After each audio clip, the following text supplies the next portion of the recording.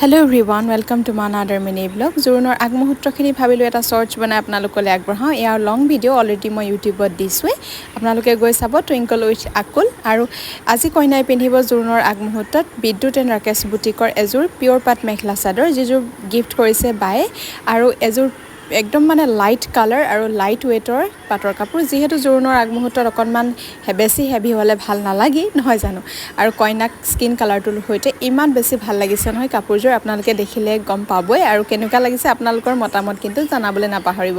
যদি ইউটিউবত চাই আছে তেনেহ'লে প্লিজ চেনেলটো ছাবস্ক্ৰাইব কৰি ল'ব, আৰু যদি ফেচবুকত চাই আছে তেনেহ'লে ফ'ল' কৰি ল'ব। আৰু এই কাপোৰযোৰ দেখিছেনে, পিন্ধাৰ পিছৰ দৃশ্যটো মই অকণমান দেখাই দিছোঁ আপোনাক আৰু আপোনালোকক, আৰু এইফালে বাকো দেখাই দিছোঁ। এইযোৰ বায়ে গিফ্ট কৰিছে। আচলতে বাৰ চইচবিলাকো ভাল, আৰু কালাৰ চালাৰ মানে সকলোখিনিয়ে বহুত বেছি ভাল লাগিছে।